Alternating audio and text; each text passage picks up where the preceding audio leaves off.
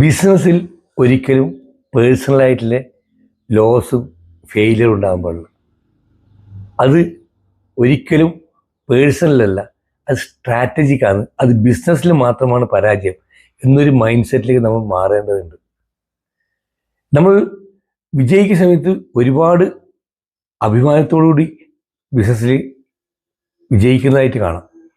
അതുപോലെ തന്നെ പരാജയപ്പെടുന്ന സമയത്ത് അത് കൊണ്ട് ഒരു ദുരഭിമാനം ഉണ്ടാകുന്ന രീതിയിലേക്ക് നമ്മൾ ചിന്തിക്കാൻ പാടില്ല. കാരണം നമുക്ക് ഷെയിം, അതായത് ലജ്ജ അല്ലെ നാണം, ഒരു മലയാളത്തിൽ പറഞ്ഞ ഉളുപ്പ് എന്ന് പറയുന്ന സാധനം നമുക്ക് ഉണ്ടാവരുത്.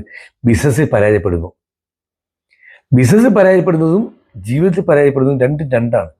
ബിസിനസ്സിൽ നമ്മൾ ചില സ്ട്രാറ്റജികൾ കൊണ്ടുവരും, ആ സ്ട്രാറ്റജികളാണ് പരാജയപ്പെടുന്നത്.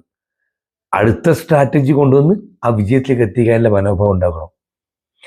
ഒരുപാട് അങ്ങനെ മനോഭാവത്തിൽ വളർന്ന് ആൾക്കാർക്ക് പോലും ആ ചെറിയൊരു പരാജയം അല്ലെങ്കിൽ ചെറിയൊരു പ്രശ്നം വരുമ്പോൾ അത് പേഴ്സണലായിട്ടുള്ള ഒരു ഷെയിമായിട്ട് നമ്മൾ എടുക്കുന്നതാണ് പല ആത്മഹത്യകൾക്കും മറ്റ് പ്രവണതകൾക്കും ഒക്കെ നയിക്കുന്നത്. ഒരു ബിസിനസ്സുകാരൻ ഒരു സാധാരണക്കാരനെ പോലെ ചിന്തിക്കേണ്ട വ്യക്തിയല്ല, ബിസിനസ്സുകാരനായി ചിന്തിക്കേണ്ട വ്യക്തിയാണ്. അതുകൊണ്ടാണ് അവർ ബിസിനസ്സുകാരായി മാറുന്നത്.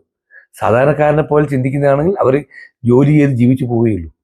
അവർക്ക് പ്രശ്നങ്ങൾ വരുമ്പോൾ, ഒരുപാട് പ്രശ്നങ്ങൾ വരുമ്പോൾ അവർ അതിനെയൊക്കെ അതിജീവിക്കാൻ പറ്റാത്തവരായി മാറുന്നത് അതുകൊണ്ടാണ്. പക്ഷെ അതുപോലെ ആയിരിക്കാൻ പാടില്ല ഒരു ബിസിനസ്സുകാരൻ. ബിസിനസ്സിൽ അവൻ്റെ സ്വന്തമായിട്ടുള്ള ഒരു പരാജയമായിട്ട് അത് കാണരുത്. അവനെടുത്ത സ്ട്രാറ്റജിയാണ് പരാജയപ്പെട്ടത് എന്നൊരു ബോധത്തോടുകൂടി കൈകാര്യം ചെയ്ത് മുന്നോട്ട് പോകേണ്ടവരാണ് ബിസിനസ്സുകാരൻ. അതുകൊണ്ട് ഒരിക്കലും ആ രീതിയിൽ ചിന്തിക്കേണ്ട ആവശ്യമില്ല. ആ രീതിയിൽ ചിന്തിക്കുമ്പോൾ നമ്മൾ സാധാരണക്കാരെ പോലെ ആയി മാറും. ബിസിനസ്സും സ്വന്തം ജീവിതവും രണ്ടും രണ്ട് ധ്രുവങ്ങളിൽ ഉള്ളതായിട്ട് തന്നെ കണക്കാക്കണം. എല്ലാവർക്കും ഒരു ശുഭദിനം നേരുന്നു.